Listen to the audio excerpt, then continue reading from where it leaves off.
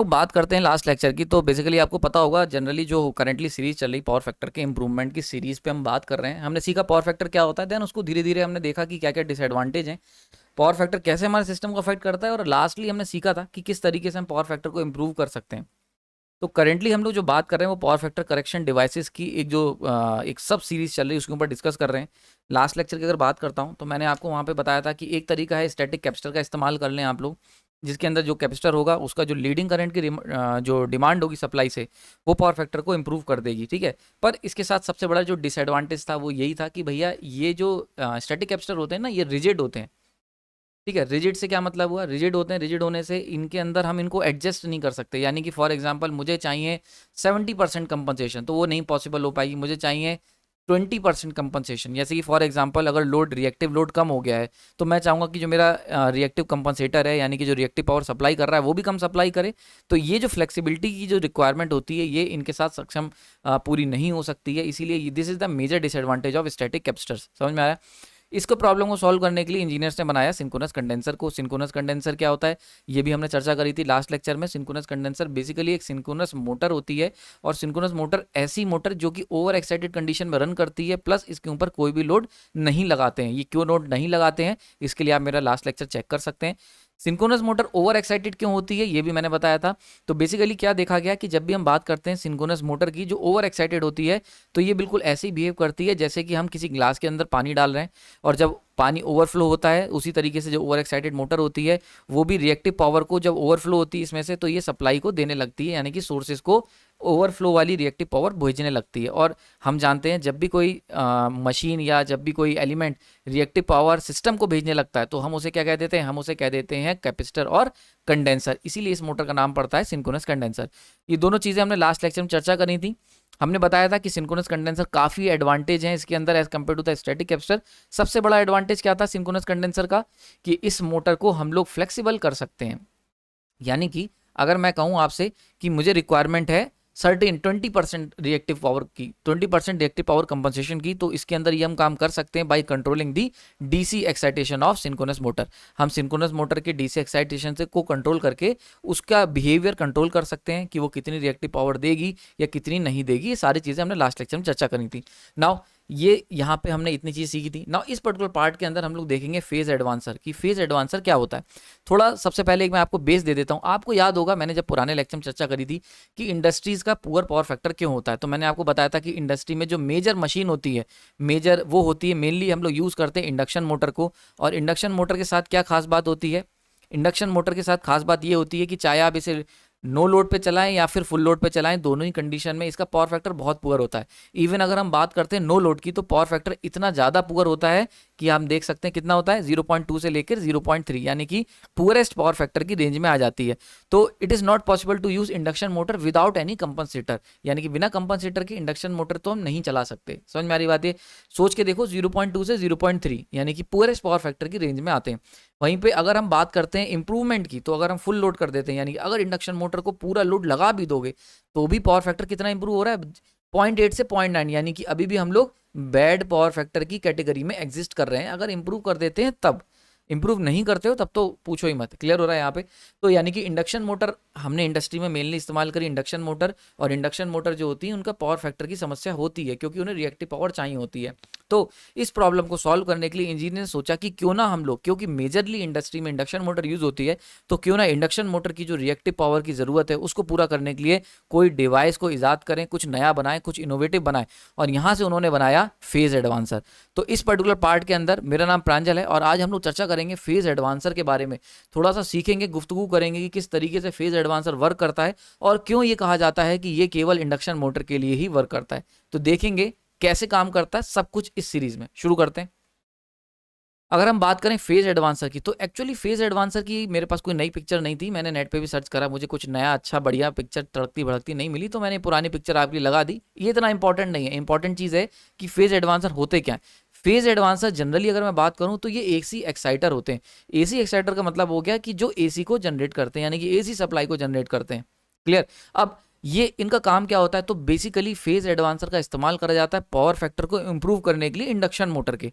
ठीक है, एक और वर्ड इंपॉर्टेंट है, ओनली इंडक्शन मोटर, यानी कि ये फेज एडवांसर केवल इंडक्शन मोटर पे ही काम करते हैं।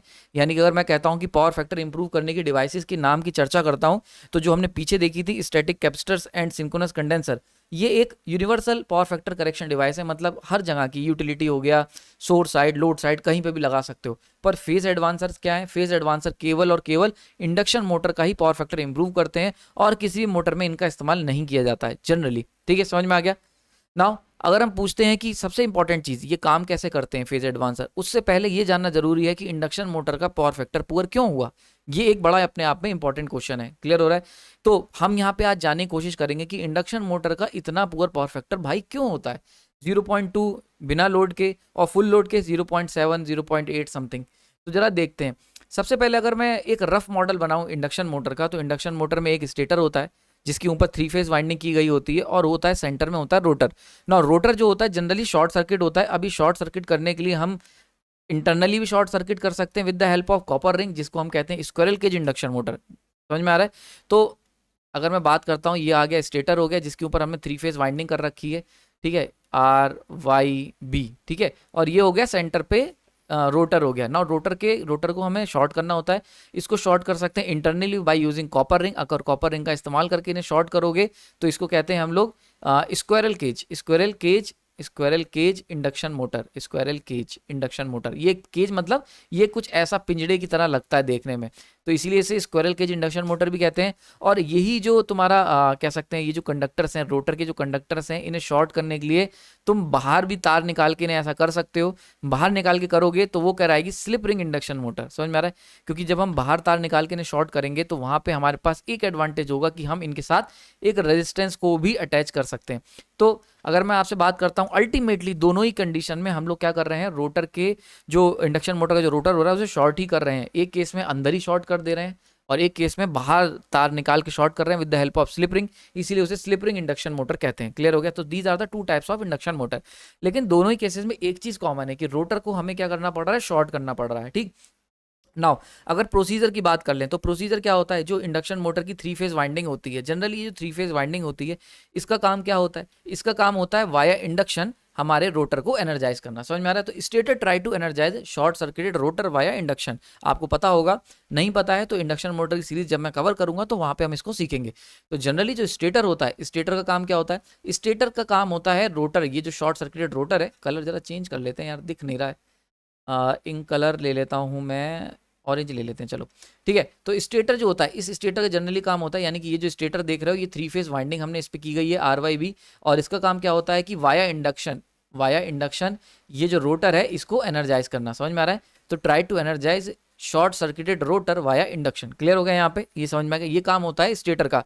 नाउ ऐसा करने के लिए हमें जरूरत पड़ती है, स्टेटर को जरूरत पड़ती है huge lagging current, huge lagging reactive current की जरूरत पड़ती है। अगर हम बात करें शॉर्ट सर्किटेड रोटर की, शॉर्ट सर्किट रोटर जनरली क्या करेगा, अगर उसके अंदर करंट फ्लो कराओगे तो वो लैगिंग करंट होगी, और कह सकते हैं वो जीरो लैगिंग करंट होगी। समझ में आ रहा है? तो इसीलिए वाया इंडक्शन अगर मुझे एनर्जाइज करना है शॉर्ट सर्किट रोटर को, तो स्टेटर को जरूरत पड़ेगी ह्यूज अमाउंट में, बहुत ही ज्यादा अमाउंट में लैगिंग रिएक्टिव करंट की। ना क्यों ज्यादा चाहिए? क्योंकि भैया सीधी सी बात है, आपने रोटर को कर रखा है शॉर्ट सर्किट, तो आपने शॉर्ट सर्किट कर रखा है रोटर को, तो शॉर्ट सर्किट के केस में ह्यूज अमाउंट ऑफ करंट की जरूरत होगी, ह्यूज करंट की रिक्वायरमेंट होगी। समझ में आ रहा है? तो ये जो ह्यूज करंट है ये कैसा होगा? लैगिंग होगा। क्यों? वाया इंडक्शन करना है, क्योंकि वाया इंडक्शन करना है। इंडक्शन मतलब थ्रो मैग्नेटिक फील्ड, तो मैग्नेटिक फील्ड के थ्रो जब करोगे तो मैग्नेटिक फील्ड बनाने के लिए तो हमें लैगिंग करंट की जरूरत पड़ेगी, और ये जो लैगिंग रिएक्टिव ह्यूज अमाउंट का जो लैगिंग रिएक्टिव करंट है, ये स्टेटर कहाँ से मांगेगा? ये स्टेटर मांगेगा यूटिलिटी से। और जब किसी यूटिलिटी से इतना ज्यादा रिएक्टिव करंट मांगोगे तो इसका असर क्या होगा? इसका असर होगा पुअर पावर फैक्टर इसका पुअर होगा। इसीलिए जो इंडक्शन मोटर होती है, जब हम उसे स्टार्ट करते हैं तो ऐसे केस में नो लोड कंडीशन में 0.2 से लेके 0.3 पावर फैक्टर, यानी कि पुअरेस्ट पावर फैक्टर की रेंज में एग्जिस्ट करता है। समझ में आ रही है? तो आई होप आपको रीजन समझ में आया होगा। ठीक है, तो अगर आपसे सिंपली कभी कोई पूछ लेता है कि यार इंडक्शन मोटर स्टार्ट में इतना रिएक्टिव मतलब poor power factor induction motor क्यों शो करती है, तो आप सिंपली बता देना कि स्टेटर जो होता है उसको रोटर को एनर्जाइज करना होता है वाया इंडक्शन, यानी कि मैग्नेटिकली, और ऐसा करने के लिए उसे ह्यूज रिएक्टिव करंट की जरूरत होती है, लैगिंग रिएक्टिव करंट की। तो ये जो लैगिंग रिएक्टिव करंट है ये सप्लाई से मांगा जाता है, और ऐसे केस में पावर फैक्टर पुअर हो जाता है। क्लियर हो गया? नाउ अब फेज एडवांसर यहाँ पे कैसे पिक्चर में आता है, ठीक है हमने समस्या समझ ली, हमने ठीक लिया कि भैया चलो ठीक है यार इंडक्शन मोटर में ये समस्या है, पर इस समस्या को कैसे सॉल्व कर सकते हैं, यहाँ पे फेज एडवांसर पिक्चर में कैसे आएगा, इसको जरा सीखते हैं। तो सेम हमारे पास इंडक्शन मोटर है। अब क्या होता है इंडक्शन मोटर के अगर मैं पूछूंगा, अगर मैं पूरा पूरा मोटे मोटे तौर पे पूछूं, तो इंडक्शन मोटर जो लैगिंग करंट मांग रही है उसकी वजह से पावर फैक्टर पुअर है। अब वो लैगिंग करंट इंडक्शन मोटर क्यों मांग रही है, रोटर को एनर्जाइज करने के लिए मांग रही है। बहुत ध्यान से समझो, एक एक कड़ी को समझते आओ। इंडक्शन मोटर से अगर मैं पूछूंगा तो वो क्या कर रही है, उसका पावर फैक्टर पुअर क्यों है, पुअर पावर फैक्टर क्यों है भाई, क्योंकि ये मांग रही है, इसको जरूरत है ह्यूज लैगिंग करंट की, ह्यूज लैगिंग करंट, ठीक है। और ये लैगिंग करंट कहाँ से मांग रही है, ये सप्लाई से मांग रही है, इसलिए इसका पावर फैक्टर पुअर है। अगर ये जो लैगिंग करंट मांग रही है, ये लैगिंग करंट क्यों मांग रही है, ठीक है, तो ये जो ह्यूज अमाउंट का जो लैगिंग करंट इंडक्शन मोटर मांग रही है, ये क्यों मांग रही है, टू एनर्जाइज रोटर। इस रोटर को एनर्जाइज करने के लिए, इस रोटर को एनर्जाइज करने के लिए ये स्टेटर जो है ये ह्यूज अमाउंट का आई लैगिंग करंट डिमांड कर रही है सप्लाई से। क्लियर हो गया, अब तक की इतना चीज समझ में आ गई। देखो हमेशा याद रखो, जब भी आप कभी कोई प्रॉब्लम को सॉल्व करो तो उसको क्या करो, एक बार मोटे तौर पे बाहर से जरा जाके देख लो। जैसे पुलिस वाले क्राइम पेट्रोल में क्राइम पेट्रोल के केस सॉल्व करते हैं ना, बिल्कुल वैसे ही कि भैया अल्टीमेट दिक्कत कहाँ है। अल्टीमेट दिक्कत ये है कि इंडक्शन मोटर ह्यूज अमाउंट का रिएक्टिव पावर मांग रही है, लैगिंग करंट मांग रही है। अब ये लैगिंग करंट क्यों मांग रही है, क्योंकि इसे रोटर को एनर्जाइज करना है। ये कह रही है कि नहीं मुझे रोटर को एनर्जी देनी है, उसको मैग्नेटाइज कर, उसको एनर्जाइज करना है। क्लियर हो रहा है। तो अगर अगर हम लोग ये जो रोटर को एनर्जाइज करने के लिए स्टेटर सप्लाई मांग रहा है, अगर हम रोटर से कहें एक बात सुनो, तुम्हें रोटर को एनर्जाइज करना है ना, स्टेटर कहेगा हाँ, तो मैं कहता हूं अगर मैं रोटर को एनर्जाइज कर दूं तब तो तुम्हें किसी भी लैगिंग रिएक्टिव करंट की जरूरत नहीं पड़ेगी ना। रोटर कहेगा नहीं पड़ेगी भाई, अगर आप कर दोगे तो आप कर दो। तो बिल्कुल वही काम हम लोग यहाँ पे करते हैं। तो फेज एडवांसर क्या करता है, फेज एडवांसर इस रोटर को डायरेक्टली एनर्जाइज कर देता है। यानी कि जो काम स्टेटर कर रहा था, एनर्जाइज करने का काम कर रहा था रोटर को stator, via reactive current drawn from the utility, यानी कि जो काम स्टेटर कर रहा था और जिस काम के लिए स्टेटर जो है सप्लाई से या यूटिलिटी से इतनी लार्ज अमाउंट की रिएक्टिव पावर मांग रहा था, वो सेम काम फेज एडवांसर कर देता है। फेज एडवांसर कहता है यार ये तुम मुझ पे छोड़ दो। फेज एडवांसर कहता है कि मैं तुम्हारा जो रोटर है उसको एनर्जाइज कर दे रहा हूँ। भाई सारी समस्या क्या है, बहुत ध्यान से समझना, this is the core concept, बहुत इंपॉर्टेंट कॉन्सेप्ट समझा रहा हूँ यहाँ पे। सारी समस्या क्या है, सारी समस्या है रोटर जो लार्ज अमाउंट की ह्यूज लैगिंग करंट मांग रहा है। देखो दो बार इसलिए बार बार मैं लिख रहा हूँ, कई लोग कहते हैं सर आप बार बार बताते हो, मैं इसलिए बता रहा हूँ ताकि तुम्हारे दिमाग में एकदम घुस जाए। हो सकता है पहली बार तुम्हारे ऊपर से निकल गई हो, दूसरी बार निकल गई हो, पर तीसरी बार तो कहीं फंसेगी ना, बस वही चीज़ है। तो मेन दिक्कत क्या है, तो भैया मेन दिक्कत है कि जो स्टेटर है ये ह्यूज अमाउंट की लैगिंग रिएक्टिव करंट को मांग रहा है, रिएक्टिव करंट, ठीक है, ह्यूज अमाउंट की। अब ये जो ह्यूज अमाउंट की लैगिंग रिएक्टिव करंट मांग रहा है, ये क्यों मांग रहा है, क्योंकि इसे रोटर को एनर्जाइज करना है। तो हम कह रहे हैं फेज एडवांसर से, फेज एडवांसर कह रहा है कि मैं तुम्हारे रोटर को एनर्जाइज कर दे रहा हूँ। तो रोटर स्टेटर कहेगा ठीक है भाई अगर आप कर रहे हो तो मैं क्यों रिएक्टिव करंट मांगूंगा। तो वो क्या करता है, वो रिएक्टिव करंट की डिमांड को कम कर देता है। और ऐसे केस में क्या होता है, ये जो फेज एडवांसर है ये जीरो लैगिंग करंट। नाउ एक चीज़ बड़ी इंपॉर्टेंट समझना, यहाँ पे ये जीरो लैगिंग करंट का क्या मतलब है, बड़ा इंपॉर्टेंट है। वैसे मैंने इसको कवर किया है सिंक्रोनस मशीन की सीरीज में, आर्मेचर रिएक्शन, जब आप पढ़ोगे आर्मेचर रिएक्शन, नहीं देखा है जाके देखो, बड़ा इंपॉर्टेंट लेक्चर है सिंक्रोनस मशीन का, अल्टरनेटर का आर्मेचर रिएक्शन, वहाँ पे मैंने इसे कवर किया है, बता दे रहा हूँ। जीरो लैगिंग का मतलब क्या होता है, यहाँ पे जीरो का रिप्रेजेंट कर रहा है पावर फैक्टर को। तो जीरो पावर फैक्टर मतलब प्योरली कॉस 90 डिग्री की बात हो रही है। तो zero lagging current, zero lagging current का मतलब हो गया प्योरली इंडक्टिव करंट। समझ में आ रहा है, क्योंकि इंडक्टर अगर लोगे तो इंडक्टर में क्या होता है, वोल्टेज और करंट 90 डिग्री लैग करते हैं, करंट जो होता है वो 90 डिग्री लैग करता है वोल्टेज से। तो जीरो लैगिंग का मतलब, जीरो लैगिंग का मतलब है यहाँ पे यानी कि कॉस जीरो लैगिंग करंट। समझ में आ रहा है, तो कॉस 90, समझ में आ रही बात है। तो कॉस 90 मतलब जीरो लैगिंग करंट, 90 डिग्री का लैगिंग करंट, यानी कि वोल्टेज से एग्जैक्ट 90 डिग्री लैग कर रहा है। ये कोड वर्ड में कभी कभी लिखा होता है, इसलिए मैंने यहाँ जानबूझ के लिखा, क्योंकि देखो ये कोडिंग डिकोड करना आना चाहिए, इसी बात के लिए आपको पैसे मिलेंगे और इसी बात के आप इंजीनियर हो। तो एज एन इंजीनियर आपको पता होना चाहिए कि भैया जीरो लैगिंग करंट का क्या मतलब होता है। जीरो लैगिंग का मतलब होता है, जीरो का यहाँ पे मतलब है कि cos theta equal to zero, power factor zero है। पावर फैक्टर जीरो का मतलब प्योरली इंडक्टिव लोड है, प्योरली इंडक्टिव करंट है। क्लियर हो गया यहाँ पे। तो जीरो लैगिंग करंट हम इसमें दे देंगे फेज एडवांसर की मदद से। नाउ फेज एडवांसर जो होगा ये एक्साइट करेगा, जब फेज एडवांसर रोटर को एक्साइट कर रहा है इंडक्शन मोटर के, तो जो स्टेटर है वो किसी भी तरीके की लैगिंग करंट को नहीं मांगेगा, यानी कि don't demand lagging current from the utility. और जब लैगिंग करंट मांगी नहीं जाएगी यूटिलिटी से तो भैया पावर फैक्टर इंप्रूव हो जाएगा। This is the core concept. I hope समझ में आ गया होगा। अगर मजा आया है तो लाइक करो यार, और उसको अपनी फीलिंग्स को एक्सप्रेस करो कि अगर आपको कुछ नया सीखने को मिल रहा है। अगेन मैं बार बार कहता हूँ यार, कम से कम आप लाइक्स में कंजूसी मत करो, कमेंट्स में कंजूसी मत करो, बताओ अगर यार कुछ नया सीख रहे हो तो शेयर करो उसको, अपने एक्सपीरियंस को। मेरे को अच्छा लगेगा, कि मुझे लगेगा कि हाँ यार, क्योंकि देखो एज एन टीचर मेरे को मजा तभी आएगा पढ़ाने में जब मैं आप लोगों का रिस्पॉन्स देख सकता हूँ। अब क्योंकि मैं आपको विजिबली नहीं देख सकता, तो एज अ कमेंट आप कम से कम अपनी फीलिंग्स को एक्सप्रेस कर सकते हो, जिससे मुझे पता चलेगा कि हाँ यार तुम लोग इन्जॉय कर रहे हो, मजा आ रहा है, इन्जॉय कर रहे हो अगर पावर सिस्टम को, तो ही आगे सीरीज बढ़ाने का मजा है। तो इसीलिए आप लोग अपने फीलिंग्स को एक्सप्रेस जरूर करो कमेंट सेक्शन में। क्लियर हो रहा है यहाँ पे, समझ में आ रहा है? तो भाई क्या हुआ कि अल्टीमेटली देखो क्या हो गया है, हमने इंडक्शन मोटर देखी, इंडक्शन मोटर में स्टेटर जो था वो मांग रहा था रिएक्टिव करंट यूटिलिटी से, जिसके चक्कर में पावर फैक्टर पुअर हो रहा था। फेज एडवांसर पिक्चर में आया माई बाप बन के, और फेज एडवांसर बोला कि भैया हम आपके जो रोटर है आपका, उसको मैं एक्साइट कर देता हूँ जीरो लैगिंग करंट देके, और उसने इसको एक्साइट कर दिया। जब वो एक्साइट कर देगा तो स्टेटर करेगा अब मेरी ऊपर से कंधों पे से जिम्मेदारी हट गई है और अब मैं फ्री हो गया हूँ। और जैसे ही ऐसा होगा तो अब यूटिलिटी से कोई भी लैगिंग करंट नहीं मांगी जाएगी, और जब यूटिलिटी से कोई लैगिंग करंट नहीं मांगी जाएगी तो पावर फैक्टर इंप्रूव हो जाएगा। सो this is the simple concept कि जिस तरीके से फेज एडवांसर वर्क करता है। नाउ अब एक बड़ा इंपॉर्टेंट क्वेश्चन और आता है कि भैया फेज एडवांसर को कनेक्ट कैसे करेंगे इंडक्शन मोटर के साथ। तो देखो ऐसा करने के लिए हम लोग क्या करेंगे, फेज एडवांसर को हम लोग जो रोटर है ना जो इंडक्शन मोटर का, उसकी रोटर की एक शाफ्ट होगी, उस शाफ्ट पे ही हम लोग माउंट कर देंगे फेज एडवांसर को। क्लियर हो रहा है? तो फेज एडवांसर और इंडक्शन मोटर इन दोनों को एक ही शाफ्ट पे माउंट कर देंगे इंडक्शन मोटर के रोटर को। ठीक है, तो एक ही शाफ्ट पे माउंट कर दिया। अब क्या करेंगे, तो फेज एडवांसर मैंने आपको बताया था पुराने लेक्चर में, हमने सीखा था कि फेज एडवांसर क्या होता है। Phase advancer is AC exciter, यानी कि वो क्या करेगा, एसी को जनरेट करेगा, एसी सप्लाई को। और ये एसी सप्लाई वो क्या करेगा, वो एसी सप्लाई को जनरेट करके अपने भेज देगा स्लिप रिंग पे। ठीक है, स्लिप रिंग आपको पता होगा, एक कॉन्सेप्ट बड़ा इंपॉर्टेंट है, एक बच्चे ने क्वेश्चन भी किया था। देखो एक चीज याद रखना, जो हम लोग बात करते हैं, दो तरीके के रिंग होते हैं जिनका इस्तेमाल करा जाता है। ठीक है, तो स्लिप रिंग का इस्तेमाल जनरली किया जाता है, स्लिप रिंग का इस्तेमाल किया जाता है एक स्टेटर पोर्शन को एक रोटर पोर्शन से जोड़ने के लिए। ये मैंने लेक्चर्स में कवर किया है, कंफ्यूजन है तो एक बार और बता दे रहा हूँ। ठीक है, स्लिप रिंग का इस्तेमाल करते हैं हम लोग क्या, स्टेटर और रोटर को जोड़ने के लिए। नाउ स्लिप रिंग दो तरीके की हो सकती है, एक होता है स्प्लिट हो सकता है, और एक होता है कंप्लीट हो सकता है।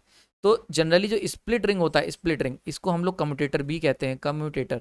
और ये नाम आपने बहुत अच्छे से सुना होगा, इसका इस्तेमाल करा जाता है डीसी मशीन में। क्यों? क्योंकि कम्यूटेटर यानी कि स्प्लिट रिंग का इस्तेमाल करा जाता है एसी को डीसी में कन्वर्ट करने के लिए, इसीलिए इसको कम्यूटेटर भी कहते हैं। So this is the working of split ring induction motor, oh sorry split ring. ठीक है, वहीं पे अगर हम बात करते हैं कंप्लीट रिंग की, तो कंप्लीट रिंग की खास बात क्या होती है, स्टेटर को रोटर से तो दोनों जोड़ते हैं, पर कंप्लीट रिंग क्या होता है, पोलैरिटी को मेंटेन रखता है, पोलैरिटी को। क्लियर हो रहा है? और पोलैरिटी को मेंटेन रखता है तो मतलब अगर एसी दे रहे हो तो आउटपुट में भी एसी ही मिलेगी। इसीलिए जो कंप्लीट रिंग होता है इनका इस्तेमाल करते हैं एसी जनरेटर में या फिर एसी मोटर्स में। क्योंकि एसी मोटर के अंदर क्या होता है, एसी मोटर के अंदर हमें एसी ही भेजनी होती है, सेम पोलैरिटी ही भेजनी होती है, तो इसीलिए जनरली जो कंप्लीट रिंग होते हैं उनका इस्तेमाल करते हैं। ठीक है, अच्छा कई जगहों पे क्या होता है, कंप्लीट रिंग को ही स्लिप रिंग कह दिया जाता है, तो इसमें कंफ्यूजन मत लेना। जो स्लिप रिंग होता है उसी को ही कंप्लीट रिंग भी पिक्चरों में कह देते हैं, यानी कि अगर आप कोई बुक पढ़ोगे तो जनरली स्लिप रिंग को ही कंप्लीट रिंग कह देते हैं, तो इसमें कंफ्यूज मत होना। अगर हम बात करेंगे टूटे हुए रिंग की, तो वो हमेशा स्प्लिट रिंग के नोट करेंगे। तो कहीं पे अगर लिखा हुआ है slip ring induction motor slip ring, तो स्लिप रिंग क्या हो गया, स्लिप रिंग जनरली अगर कहीं लिखा है तो इसका मतलब हो गया कंप्लीट रिंग। ठीक है, ठीक है, क्योंकि कई बुक्स में यार स्लिप रिंग लिखा होता है, कई बुक्स में कंप्लीट रिंग जो होता है उसी को स्लिप रिंग भी कहते हैं, तो इसलिए कंफ्यूज मत होना। स्प्लिट रिंग जहां लिखा होगा या कम्यूटेटर लिखा होगा वहां पे हम लोग स्प्लिट रिंग को मतलब समझेंगे। क्लियर हो रहा है यहाँ पे? तो ये कंफ्यूजन मैंने दूर कर दिया होगा। तो क्योंकि हमें रोटर के अंदर एसी देनी है, क्योंकि भैया हमारी ये एसी इंडक्शन मोटर है और हमें किसी भी तरीके का कन्वर्जन नहीं करना है पोलैरिटी का, तो हम लोग फेज एडवांसर में कंप्लीट रिंग यानी कि स्लिप रिंग का इस्तेमाल करेंगे, और फेज एडवांसर जो भी एसी बनाएगा वो इन स्लिप रिंग के ऊपर फेंक देंगे हम लोग। ठीक है, अब क्या होगा, ये हमारी इंडक्शन मोटर है, इंडक्शन मोटर की रोटर है, रोटर घूम रहा है, तो घूमते हुए रोटर को भी हमें सप्लाई देनी है, तो उसके लिए हम लोग यहाँ पे अगेन स्लिप रिंग का इस्तेमाल करेंगे। और ये जो स्लिप रिंग होंगे, ये स्लिप रिंग और फेज एडवांसर के स्लिप रिंग, इन दोनों को आपस में जोड़ देंगे, तार इनके बांध देंगे, ऐठ देंगे, बिल्कुल सोल्डरिंग कर देंगे, चिपका देंगे टेप से। ठीक है, तो उसके बाद क्या होगा, तो ऐसे केस में अब होगा क्या कि भैया फेज एडवांसर है, फेज एडवांसर क्या कर रहा है, ये बनाएगा एसी, बिल्कुल गर्मा गर्म ताजी ताजी एसी बनाएगा फेज एडवांसर। ये एसी देगा अपने स्लिप रिंग्स पे, यहाँ से स्लिप रिंग क्या करेंगे, इस एसी को उठा के भेज देंगे इंडक्शन मोटर के रोटर के स्लिप रिंग पे, और यहाँ पे जब एसी पहुंचेगी तो ये एसी इस अंदर चली जाएगी, इन ये जो इसके ऊपर एसी आ जाएगी। समझ में आ रहा है? तो इस तरीके से फेज एडवांसर क्या करता है, फेज एडवांसर जो एसी बनाता है उसका केवल एक ही काम होता है फेज एडवांसर क्या, कि ये जो एसी जनरेट कर रहा है ये एसी हमें यूज करी जाएगी इंडक्शन मोटर के रोटर को एनर्जाइज करने में। अब जब ये काम यानी कि इंडक्शन मोटर के रोटर को एनर्जाइज करने का काम जब फेज एडवांसर कर लेगा तो स्टेटर का तो रोल खत्म हो गया ना। तो स्टेटर क्या करेगा, स्टेटर रिलैक्स चिल मारेगा, वो कहेगा कि मुझे किसी भी तरीके का रिएक्टिव करंट नहीं चाहिए, और ऐसे केस में यूटिलिटी के ऊपर से रिएक्टिव पावर करंट का जो लोड है वो कम हो जाएगा। समझ में आ रही? थोड़ी सी आवाज़ मेरी दिक्कत कर रही होगी, वो गला थोड़ा या प्रॉब्लम कर रहा है, मौसम चेंज हो रहा है, तो थोड़ा सा ये ध्यान रख, थोड़ा सा मतलब डिस्टर्बेंस के लिए माफ़ कीजिएगा। नाउ तो दो इंपॉर्टेंट चीज़ इस पूरे प्रोसेस बड़ा सिंपल है। आई होप समझ में आ गया how to connect phase advancer with induction motor. कोई डाउट नहीं होना चाहिए इसमें किसी भी तरीके का। मैं कोशिश करता हूँ कि यार एकदम डाउटलेस टीचिंग आपको दूं कि किसी भी तरीके का डाउट ही ना छोड़ूं, ठीक है। फिर भी अगर कोई देखो यार ऐसा संभव नहीं है, ये मेरी कोशिशें हैं, मेरी मास्टरी इसी में है कि मैं आपको जब भी पढ़ाऊं तो कोई डाउट ना रह जाए आपके मन में। पर डाउट अगर है तो कमेंट सेक्शन में ज़रूर बताएं यार, उसको भी देखेंगे यार, क्योंकि ये अच्छी बात है, डाउट होना ज़रूरी है। क्लियर हो गया यहाँ पे? तो इंडक्शन मोटर की अगर हम बात कर लें तो देखो एक चीज़ यार पूरे प्रोसेस में हमने समझ में आई कि फेज एडवांसर ने बढ़िया बढ़िया एसी बनाई और वो एसी हमने रोटर में दे दी और काम चल गया, ठीक है, स्टेटर का लोड हल्का हो गया। लेकिन आपको पता होगा अगर आपने इंडक्शन मोटर पढ़ी है कि दो चीज़ें होनी चाहिए इंडक्शन मोटर को। इंडक्शन मोटर जो दो चीज़ें जो इंडक्शन मोटर को इंडक्शन मोटर बनाती हैं, वो दो चीज़ें कौन सी हैं? पहली चीज़ हो गई रोटर का एक्साइटेशन, ठीक है, यानी कि एक तो रोटर का एक्साइटेशन होना ज़रूरी है, ये रोटर एक्साइटेड नहीं होगा तो इंडक्शन मोटर नहीं कहलाएगी। दूसरा, स्लिप नाम की एक चिड़िया जो होती है वो इस इंडक्शन मोटर में रहती है, और स्लिप नाम की चिड़िया को हम लोग को ध्यान रखना पड़ेगा।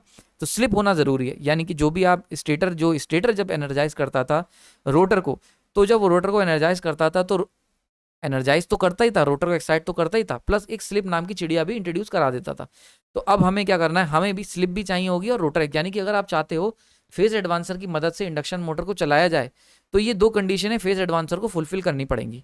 तो ऐसा करने के लिए जो फेज एडवांसर क्या करता है, ये रोटर को एक्साइट तो करता ही है, साथ ही साथ स्लिप फ्रिक्वेंसी का भी ध्यान रखता है। तो जनरली यहाँ से जो एसी करंट जो इसमें भेजी जाएगी, इसको थोड़ा साफ कर लेते हैं। जनरली जो फेज एडवांसर जो रोटर के अंदर जो करंट भेजेगा वो स्लिप के टाइम्स यानी कि स्लिप फ्रिक्वेंसी पे होती है, यानी कि ये जो करंट भेजेगा आई रोटर का, ये कितनी फ्रिक्वेंसी पे होगी, एसएफ फ्रिक्वेंसी पे भेजेगा, स्लिप फ्रिक्वेंसी पे। समझ में आ रही है? तो स्लिप फ्रिक्वेंसी पे ही सप्लाई करेगा। बड़ा इंपॉर्टेंट चीज़ है ये, बहुत ही ज़्यादा इंपॉर्टेंट है। क्लियर हो रहा है यहाँ पे? क्यों? क्योंकि भाई इंडक्शन मोटर के साथ क्या दिक्कत है, इंडक्शन मोटर हमेशा स्लिप पे काम करती है। अगर स्लिप को जीरो कर दोगे तो इंडक्शन मोटर नहीं रह जाएगी। समझ में आ रही बात है? तो वो क्या होगा, इंडक्शन मोटर काम करना बंद कर देगी स्लिप इक्वल टू जीरो पे। तो स्लिप का होना ज़रूरी है, और ये सारी फीचर जब हमारे इंजीनियर्स ने फेज एडवांसर डिज़ाइन करा तो उन्होंने ये फीचर इसके अंदर इंट्रोड्यूस करा कि फेज एडवांसर जो भी एसी बनाएगा वो एसी जब भेजेगा तो वो एक स्लिप फ्रिक्वेंसी, जो जिस फ्रिक्वेंसी भेजेगा वो स्लिप फ्रिक्वेंसी होगी। ये स्लिप हम लोग कंट्रोल कर सकते हैं। समझ में आ रहा है? तो excite rotor at slip frequency. तो डिसएडवांटेज क्या है अब तक समझ में आ गया होगा। फेज एडवांसर क्या, कहाँ गैप था, देखो बड़ा इंपॉर्टेंट है यार, ये मैं अपने क्लास में बच्चों को बताता रहता हूँ, आप भी समझो जब भी कोई टॉपिक पढ़ो, ठीक है, ये एक बड़ा इंपॉर्टेंट है यार, इसको समझ लो, फिर डिसएडवांटेज को चर्चा करेंगे, इसको जरा बिगाड़ देते हैं। देखो इसको समझो, जब भी आप कोई टॉपिक आप पढ़ते हो ना, टॉपिक पढ़ते हो तो सबसे पहले आप देखो कि गैप क्या है, यानी कि प्रॉब्लम क्या थी, कौन सी प्रॉब्लम थी जिसके चक्कर में या गैप क्या था पुरानी एग्जिस्टिंग टेक्नोलॉजी में, गैप इन एग्जिस्टिंग टेक्नोलॉजी, यानी कि एग्जिस्टिंग टेक्नोलॉजी के अंदर क्या गैप था। अगर ये गैप तुमने पता कर लिया, ये प्रॉब्लम आपने पता कर ली, तो उसके बाद आपको पता चल जाएगा कि ये गैप है, तब उसका तो जो टॉपिक तुम पढ़ रहे हो वो टॉपिक को एज अ सॉल्यूशन की तरह तुम देखोगे। समझ में आ रहा है? जब तुम्हें पता होगा कि प्रॉब्लम क्या थी, गैप क्या था, जिसकी वजह से एग्जिस्टिंग टेक्नोलॉजी में जिसकी वजह से ये टॉपिक को इंट्रोड्यूस कराया गया, तब तुम उस टॉपिक को एज अ सॉल्यूशन पढ़ोगे। और जब आप इस तरीके की स्टडी करते हो तो इस तरीके की स्टडी आपको एडवांस में डेप्थ नॉलेज देती है, यहाँ से मिलती है डेप्थ नॉलेज। समझ में आ रहा है? और ये नॉलेज का इस्तेमाल आप करते हो लाइफ में, एकदम रॉकेट की तरह आपका करियर आगे जाएगा, रॉकेट की तरह आप एकदम काम करोगे और एकदम अलग ही तरीके से इंजीनियरिंग को देखने लगोगे। आप इसके ऊपर काम करो, ठीक है? समझ में आ रही? यानी कि जब भी आप कोई टॉपिक पढ़ते हो यार, हेलो, ठीक है, तो जब भी आप कोई टॉपिक पढ़ते हैं किसी भी तरीके का, कोई भी टॉपिक यार, कोई भी सब्जेक्ट का, यानी कि फॉर एग्जांपल मैं तो मशीन पढ़ा रहा हूँ, आप किसी भी इंजीनियरिंग का टॉपिक पढ़ो, आप मैकेनिकल इंजीनियर हो, आप केमिकल इंजीनियर हो, कोई भी इंजीनियर हो, जब भी आप कोई टॉपिक पढ़ते हो तो सबसे पहले उस टॉपिक पे डायरेक्टली मत टूट पड़ो, पहले देखो कि प्रॉब्लम क्या थी, ठीक है, यानी कि एग्जिस्टिंग प्रॉब्लम थी क्या, एग्जिस्टिंग गैप क्या था। समझ में आ रही बात है? यानी कि जो टेक्नोलॉजी पहले से चली आ रही थी उसके अंदर कमियां क्या थी, और क्या ऐसी प्रॉब्लम थी जिसकी वजह से सोसाइटी सफ़र कर रही थी। तब उस टॉपिक पे आओ कि फिर तुम जब उस टॉपिक को पढ़ोगे तो उस टॉपिक को एज अ सॉल्यूशन देखोगे, और जब तुम इतनी डिटेल में जाके पढ़ाई करोगे ना तो वो तुम्हें एक बेस नॉलेज देती है। लाइफ में किसी भी चीज़ को कभी भी रटने की ज़रूरत पड़ेगी नहीं। मैं उन्हीं में से हूँ, मैंने अपनी पूरी लाइफ में यार कुछ भी याद नहीं करा यार, क्योंकि मेरे को रटना बिल्कुल नहीं आता। मुझे कोई भी फैक्ट्स याद नहीं रहते। इवन मैं कभी कभी, आप देखते होगे मैं टर्म्स को जैसे कि नाम लेता हूँ या कन्वेंशन लेता हूँ, तो कभी कभी कन्वेंशन मिस कर जाता हूँ। ये इंपॉर्टेंट नहीं है यार। इंपॉर्टेंट चीज़ क्या है? सबसे इंपॉर्टेंट चीज़ ये है कि आपको पता होना चाहिए एज एन इंजीनियर कि हाउ इट वर्क्स, कि प्रॉब्लम कहाँ थी, रिसर्च गैप कहाँ था या गैप कहाँ था एग्जिस्टिंग टेक्नोलॉजी में, और वहाँ पे कैसे ये टॉपिक ने उस प्रॉब्लम को सॉल्व किया। बस तुम्हें इतना सा करना है, और तब तुम देखोगे एक अलग लेवल की नॉलेज, एक अलग लेवल की अंडरस्टैंडिंग आ जाएगी आपके सब्जेक्ट के साथ। पसंद आया तो लाइक करें, शेयर करें, इस बात को शेयर करो यार अपने दोस्तों में, ताकि उनके भी क्या है कि पर्सपेक्टिव चेंज हो सके। समझ में आ रहा है? सोचने का तरीका चेंज कर सकूं मैं आपका, यही मेरी इकलौती कोशिश है। ये सारे लेक्चर्स का पर्पस आपको मशीन पढ़ाना ही नहीं है, आपके सोचने के तरीके को चेंज करने का है। समझ में आ रही? आई होप क्लियर हो रहा होगा। तो अब वापस टॉपिक पे चलते हैं। तो डिसएडवांटेज की अगर हम बात कर लेते हैं, तो भाई हमने देखा एग्जिस्टिंग टेक्नोलॉजी जो सिंक्रोनस कंडेंसर और कैपेसिटर थे, वो ओवरऑल तो काम कर रहे थे, पर इंडस्ट्री का जो मेजर जो प्रॉब्लम आ रही थी पावर फैक्टर की, वो ड्यू टू इंडक्शन मोटर आ रही थी। इंडक्शन मोटर को हमने सॉल्व करने के लिए, इंडक्शन मोटर की रिएक्टिव पावर को सॉल्व करने के लिए हमने क्या करा? हमने एक फेज एडवांसर का इस्तेमाल करा। फेज एडवांसर ने क्या करा? स्टेटर का लोड हल्का कर दिया, और स्टेटर जो रिएक्टिव पावर करंट मांग रहा था सप्लाई से, उसकी जगह उसने खुद देना शुरू कर दिया। उसने फेज एडवांसर ने ही रोटर को एक्साइट कर दिया, और ऐसा करने से स्टेटर का कंधे हल्के हो गए, और स्टेटर बोला कि मैं अब थोड़ा आराम कर लेता हूँ, और ये सारी की सारी जो रिएक्टिव करंट है ये क्या होगा? फेज एडवांसर सप्लाई करने लगा। अब जब यूटिलिटी से कोई करंट ही नहीं मांगी गई तो पावर फैक्टर इंप्रूव हो गया। ठीक है, तो ये था फेज एडवांसर का पूरा जीवन चरित्र। ठीक, अब हम बात कर लेते हैं डिसएडवांटेज की। तो डिसएडवांटेज समझ लो, ये तो फेज एडवांसर हो गया। डिसएडवांटेज क्या है कि भैया सबसे बड़ा डिसएडवांटेज यही है कि केवल इंडक्शन मोटर पे ही यूज़ कर सकते हैं, यानी कि हम इनका इस्तेमाल इधर उधर नहीं कर पाएंगे। ठीक है, दूसरी बात अनइकोनॉमिकल है। क्योंकि अनइकोनॉमिकल है, इंपॉर्टेंट चीज़ क्या है? Below 200 horse power. यार देखो ऑब्वियस सी बात है यार, फेज एडवांसर अपने आप में एक खर्चा कर रहे हो तुम यार, एक पूरी मशीन है अपने आप में। ठीक है, एक एसी एक्साइटर है, जनरेटर इतना वर्क करेगा, तो तुम एक तरीके का एक एक्स्ट्रा खर्चा कर रहे हो। और ये एक्स्ट्रा खर्चा जो तुम कर रहे हो, ये अगर तुम 200 हॉर्स पावर से कम पे करोगे तो वैसी मोटर सस्ती है, इतना खर्चा तुम फेज एडवांसर पे कर दोगे। इससे अच्छा तो यार तुम बिल ही पे कर दो। समझ में आ रही बात? है इससे अच्छा हम स्टैटिक कैपेसिटर का इस्तेमाल कर लेंगे, या इससे अच्छा है कि हम बिल पे कर देंगे यूटिलिटी को, एक्स्ट्रा बिल जो आएगा। ठीक है, तो आप इस बात को बड़ा ध्यान से समझो कि जो फेज एडवांसर में जो खर्चा हो रहा है, फेज एडवांसर की जो कॉस्ट है, ये मस्ट बी लेस देन होनी चाहिए cost of poor power factor. यानी कि पुअर पावर फैक्टर के चक्कर में जो तुम खर्चा स्पेंड कर रहे हो, जो एक्स्ट्रा मनी जा रही है, चाहे वो यूटिलिटी हुआ चाहे वो इंडस्ट्री हुई, यानी कि तुम जो बिल दे रहे हो, इलेक्ट्रिसिटी का बिल आ रहा है, आप इंडस्ट्री चला रहे हो, इलेक्ट्रिसिटी बिल आ रहा है, तो ये जो बिल आ रहा है ये ज़्यादा होगा अगर फेज एडवांसर मान ले मिल रहा है मार्केट में 100 रुपये का फेज एडवांसर मिल रहा है, और तुम हर महीने बिल दे रहे हो 400 रुपये का। ठीक है, तो हम क्या करेंगे? हम एक बार इस फेज एडवांसर को लगा देंगे 100 रुपये खर्च करके। इवन अगर 150 रुपये भी दे रहे हो, 100 रुपये भी बिल दे रहे हो, चलो तो 100 रुपये हर महीने बिल एक्स्ट्रा दे रहे हो due to poor power factor, हम क्या करेंगे? 100 रुपये का एक टाइम खर्चा करेंगे और फेज एडवांसर को लगा देंगे। उससे क्या होगा? हमारा आगे तक का खर्चा बच जाएगा। ठीक है, समझ में आ रही? क्योंकि due to poor power factor के कारण। पर ये तभी होगा ना जब तुम बड़ी मोटर का इस्तेमाल कर रहे हो। अगर आप छोटी मोटर ले रहे हो, यानी कि बिलो 200 हॉर्स पावर, बहुत छोटी मोटर हो गई, तो ऐसे केस में यार क्यों खर्चा करोगे फेज एडवांसर पे? एक्स्ट्रा खर्चा हो गया ना। सो this is the main disadvantage कि एक तो ये केवल इंडक्शन मोटर वर्क करेगा, और दूसरा अनइकोनॉमिकल होगा फॉर अगर हम इंडक्शन मोटर का इस्तेमाल कर रहे हैं बिलो 200 हॉर्स पावर। क्लियर हो गया यहाँ पे? शुरुआत लेक्चर मैंने बड़ी एनर्जी के साथ करी थी, लेकिन अगेन थोड़ा मेरा गला दिक्कत कर रहा है, तो लेक्चर थोड़ा सा एनर्जी डाउन हो जाती है, तो इसके लिए सॉरी। अगले लेक्चर में हम लोग फिर से हाई एनर्जी के साथ मिलेंगे।